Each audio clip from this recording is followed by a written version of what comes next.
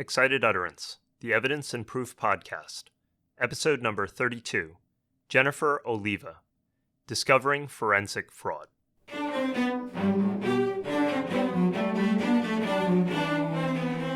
Welcome to Excited Utterance. I'm your host, Ed Cheng from Vanderbilt Law School. Excited Utterance is your podcast for cutting-edge scholarship and developments in the world of evidence. Our goal is to bring a virtual workshop to you every week throughout the academic year. This week, our guest is Jennifer Oliva. Jen is Associate Professor of Law and Public Health at West Virginia University College of Law, where she is also Director of the Veterans Advocacy Clinic. Jen teaches evidence, healthcare law and policy, and science and the law, among other things. Our podcast today features Jen's new article, Discovering Forensic Fraud, which is in the Northwestern University Law Review Online and is co-authored with her colleague Valina Beatty. The article addresses the persistent issue of flawed forensic science in criminal trials, its root causes, and potential solutions.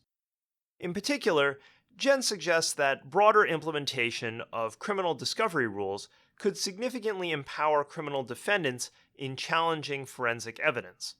As it turns out, some states have actually imposed open discovery in criminal cases, and it'll be interesting to hear more from Jen about why those states adopted their discovery rules and whether they have been successful. Jen, delighted to have you on Excited Utterance. Welcome. Thanks for having me. So your essay begins with a discussion of what I might term the Daubert gap, the fact that expert evidence seems to receive far more scrutiny in the civil context than in the criminal context. And of course, given the stakes involved, the gap seems exactly backwards from what we would normally expect.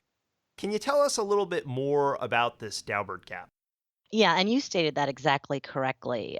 My background is in complex civil litigation, and as I've started to work with criminal lawyers or look at habeas cases and evidence issues, the issue seemed to, raise its nasty head, which was that there was a dramatic gap between how expert evidence would be treated in any normal complex civil context versus how that evidence seems to be treated at the pretrial and trial stages of a criminal investigation and trial. So, for example, it's very, very difficult for a civil plaintiff to produce causation evidence that is accepted by a court in many contexts in the toxic tort environment. Civil defendants are very aggressive about putting on experts.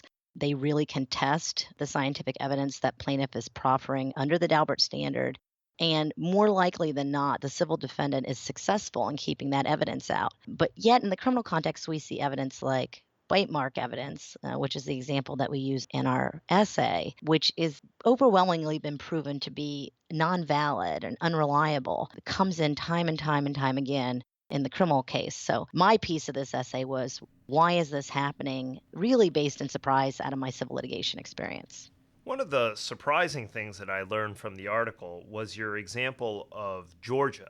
So Georgia actually has two separate rules governing expert testimony. There's Georgia Code 247707, which says that in criminal cases, experts on any question of science, skill, trade, or like questions shall always be admissible. And then there's Georgia Code 24967.1, which applies effectively the federal Daubert regime in civil cases. Do you have any idea what led to this difference in the statutory regime in Georgia? Well, I'll tell you what I do know about Georgia, which is really fascinating. Georgia did not adopt the Daubert standard until 2005. And they codified Daubert by statute at that time. And we looked into that a little bit and found out that the impetus for adopting Daubert 2005 in Georgia was really tort reform advocates in the civil context, which got us curious, what was the standard before 2005? And the standard before 2005 in both civil and criminal cases was a case called Harbor v. State. And Harbor v. State mitigates the criminal statute that you just talked about where scientific evidence shall always be admissible. That's always been the criminal rule in Georgia. It's actually been the criminal rule in Georgia since the Civil War. And Harper versus State mitigates that rule a little bit. It's a 1982 Georgia Supreme Court case by actually allowing the trial judge to test the evidence under a very lenient standard. So the tort reformers in 2005 in civil law wanted Daubert because Daubert was considered to be a tougher standard. It was going to be harder for civil plaintiffs to get evidence in. But at the same time, the Georgia legislature was very clear that although they were adopting Daubert, it would only apply in civil cases. Georgia then went on, interestingly enough, to become the 44th state to adopt the federal rules of evidence. The legislature enacted that in 2011, but it didn't go into effect until January 1st, 2013. And in that process, Georgia once again very clearly distinguished civil versus criminal scientific and expert evidence by saying we're adopting Rule 702 and Daubert in the civil context, but Harper versus State and 24/7, 707, the shall always be admissible standard, still apply in the criminal context. And we've talked to some folks who are from Georgia that were involved in this, and you won't be surprised to hear that prosecutors across the state really put their foot down. Georgia would not enact the federal rules of evidence unless they maintained the statutory case law connection there, the more lenient standard for prosecutors to be able to get evidence in. What makes Georgia so unique in our view is that it's maybe the most honest state in the nation because it actually admits on its face that it has a far more lenient standard for scientific evidence and the admissibility evidence in the criminal context versus a civil context. And the remainder of the jurisdictions, frankly, just aren't as honest about it, even though that's how it works out in practice. So it's amazing. The Georgia story is effectively what's akin to a special interest story.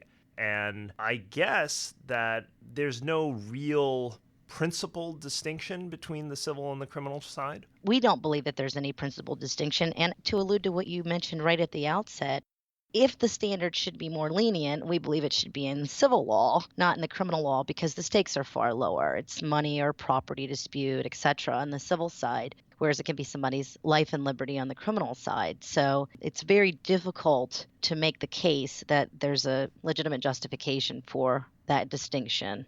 Now, let me broaden the discussion a bit beyond Georgia to the Daubert gap in general. Mm-hmm. In your article, you reject several conventional explanations for the Daubert gap. What are those, and why did you and Valina decide to reject them?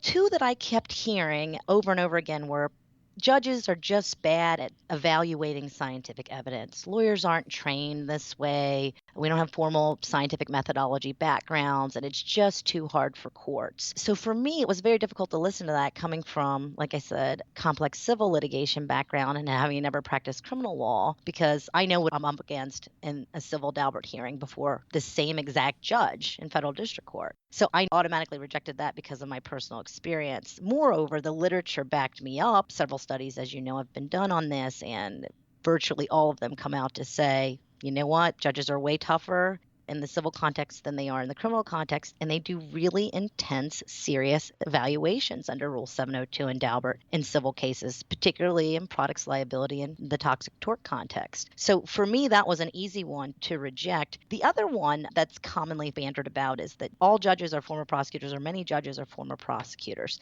And that is true. There's no question about it. The defense bar and the criminal side of the house is way underrepresented in judgeships across the nation, federal and state, from what we can tell. But again, that did not explain this gross distinction to me. They may be more favorable to prosecutors, but guess who else they're very favorable to on the civil side? Corporate defendants. To me, it was more about two other things. The gross distinction between civil discovery and criminal discovery, period. And second, this repeat litigant concept that we talk about in the paper and that have been raised by numerous other scholars over the last 5 decades. And again, the statistics sort of bore that out. The corporate defendant and the government defendant tends to do well over and over again when scientific evidence is being proffered, and the prosecutor tends to do well over and over again. It seemed to us that these two aspects, these two issues, were not being represented in the way that they should be in the literature. Their significance was sort of being undermined somewhat by these other sort of tropes about prosecutors and judges, and really that judges can't do science, which we completely disagree with. Let Let me push you a little bit on this repeat player argument, which I don't quite buy, or at least I'd like to limit in some ways. It seems that, on the one hand, criminal defense attorneys are also repeat players in many ways. And on the other hand, short of some kind of coordinated effort among state prosecutors, they're also seemingly somewhat more decentralized than you and other people who are promoting the repeat player argument paint them to be. What's your response to that? I hear what you're saying, and I think that your point is well taken. Let me talk about the civil side, is that civil plaintiffs are more successful than criminal defendants still. So again, the repeat player phenomenon, I think, is valid, and it's an important dynamic because of what we see in the statistics. One side always doing well, depending on what kind of case you have, civil or criminal. But I don't think that it's the end all be all explanation of this. I really think that the more significant issue is the dramatic difference between what's available to the criminal defense lawyer versus any defendant on the civil side pretrial. I think that's the most significant issue. But the repeat litigant theory does tend to conform to the statistical studies that have been done in this arena, where you do see that repeat player and the civil side do better and better and better. I agree with you that the variable that's difficult to explain there is the criminal defense attorney. One explanation that's been given for that is that the defendant themselves is different each time. It presents a dramatically different fact pattern. And these folks are sort of resource limited. So they aren't repeat players in their own interests in the same way as civil defendants are, where they're looking at the big picture. In each individual case, defense counsel is still looking to that individual defendant's best interest, or ought to be, whereas the corporate defendant is playing the long game. So that'd be my response to that. But I do concede that I think that the discovery gap is the bigger problem. Let's turn to that discovery gap. With regard to discovery rules, we see a gap again. We see that in the civil context, discovery rules are really quite broad and often used. And in the criminal context, discovery is either limited or almost non existent. Why the distinction there, at least in practice? Well, I don't know what the distinction is in practice because it seems to be fundamentally unfair, but I can tell you what the distinction is in theory, or at least what's been argued, is that in the criminal context, prosecutors have been very reticent to have two-way open discovery with criminal defendants based on several theories, almost all of them of which go to it gives the defendant some kind of unfair advantage. It gives them a chance to manipulate the evidence, to conform their story to whatever the prosecution may have gleaned in its investigation, is one argument. It gives the criminal defendant the opportunity to witness intimidate if they find out who the state is going to put on in its case in chief too soon or too early in the proceedings. These are the kinds of things that have been said over and over again. Another trope that's been thrown out there is that criminal defendants have extraordinary rights at trial, Fourth Amendment, Fifth Amendment, Sixth Amendment rights, etc., and don't need any additional pretrial rights. And then that would tilt the seesaw way in favor of the criminal defendant at the expense of the state and public safety. As it turns out, none of these things seem very persuasive for a couple reasons. One is that even assuming all of those things were true when the majority of criminal disputes were decided at trial, that's not the case anymore. In 2016, over 97% of all criminal cases were decided at the plea bargain stage. And that's also true on the civil side. There's no question about it. So the real question here is that very few of these cases are tested with these trial rights in place for the defendant. And our argument is that civil law, which has very similar statistics on settling and resolving cases pre-trial, have evolved so that the parties can learn the truth, get to accuracy, get information before the stage where the dispute is usually resolved here, which is be around summary judgment in civil cases, so that everything's out and you can present your case and resolve it that way. In the criminal context, we've not had any evolution or very little evolution to back these rights up into the pre-plea bargaining stage, which has caused a lot of defendants to take pleas who were later proven innocent beyond a reasonable doubt based on DNA evidence or other forensic evidence that was revealed later in the case. Is there anything to an argument that criminal discovery would compromise certain police or prosecutorial investigative techniques or actual ongoing investigations? That is the only explanation that I could come up with for the distinction between broad civil discovery rules and relatively narrow criminal ones.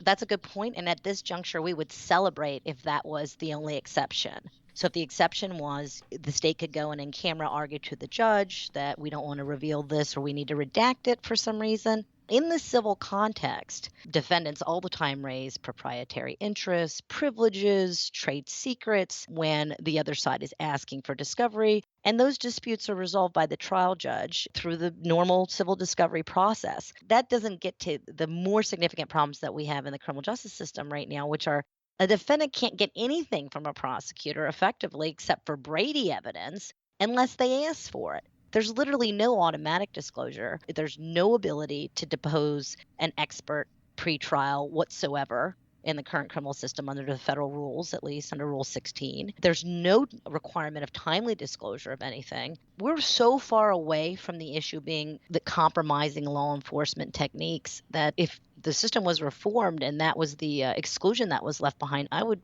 for one, be in great favor of that system. One of the really interesting things that your article talks about is that several states have actually imposed open discovery in criminal cases. Can you tell us a little bit about those examples and what led those states to adopt those rules? Absolutely. The first state I'll talk about is my home state here of West Virginia. And West Virginia has gone the least far of the states that we actually discuss in the essay, but has enacted a really important rule. There was a gentleman named Joseph Buffy who had pled guilty to rape and burglary. And while he was pleading guilty to those charges, the prosecution actually had exculpatory DNA evidence that showed that Mr. Buffy couldn't possibly have been the perpetrator.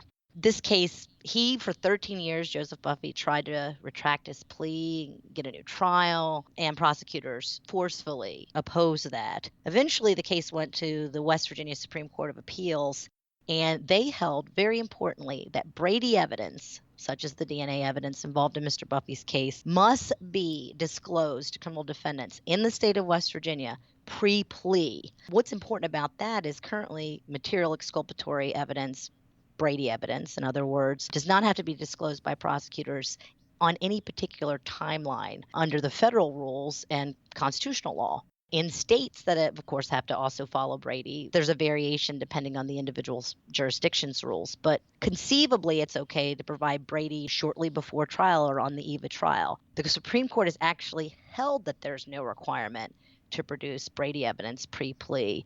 And West Virginia rejected that and set a much higher standard. And we think that that was a move in the right direction. The other state I kind of want to touch on is North Carolina. There was a gentleman there, Alan Gell, who was charged with a capital murder and was sentenced to death, in fact, and was on North Carolina's death row.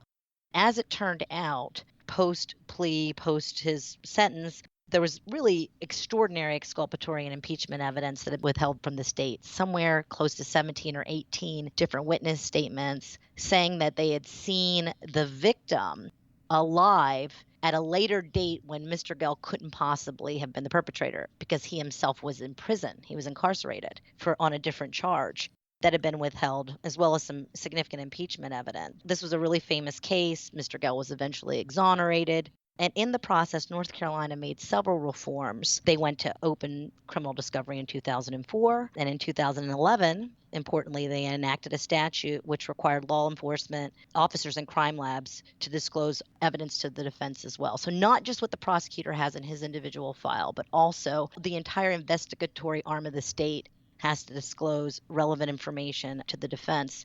And North Carolina has now gone so far to actually make it a crime, codified a statute that criminalizes the failure to comply with these provisions. The last point I'll make about North Carolina is what was interesting. Mr. Gell was able to actually get the evidence that was withheld from him in his post-conviction proceedings that he was not entitled to during either his trial or direct appeal or anything like that, because North Carolina had a statute on the books that allowed folks who were convicted of capital murder and sentenced to death to get way more information and get much better discovery from the state than folks who hadn't been convicted yet, who had just been charged. And many states have statutes that allow far greater discovery for folks on habeas than they do at trial. And we think that's backwards as well, because you could sort of correct the problem on the front end instead of maybe have somebody like Mr. Gell sit in jail for decades before he's able to get access to the information when he finally has exhausted his direct appeal remedies and is on habeas. So he had way more rights on habeas under the North Carolina system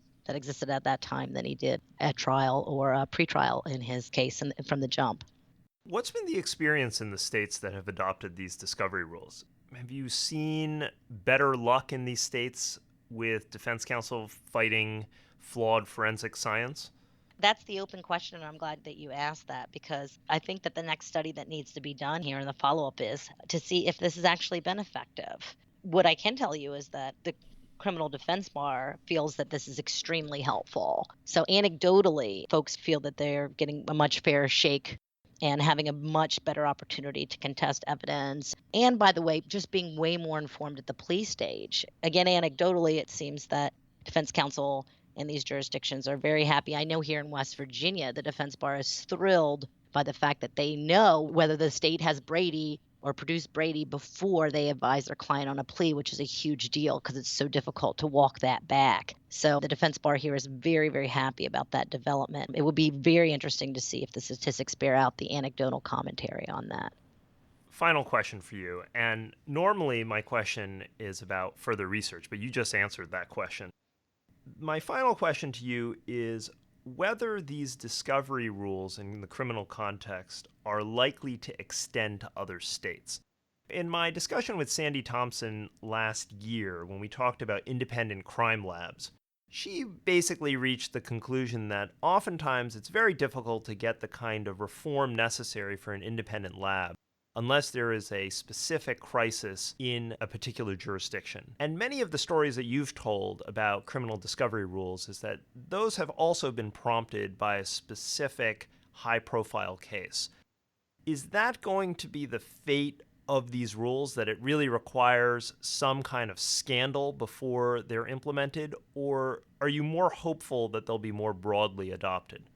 I think that unfortunately, I'm going to go with that. We're going to need a lot of scandal. I think that North Carolina is a great example of that with Mr. Gell's case and also subsequent cases. I mean, one of the things that really inflamed folks in North Carolina is that the two prosecutors who had withheld the evidence in Mr. Gell's case received a very lenient treatment from North Carolina's disciplinary board for attorneys.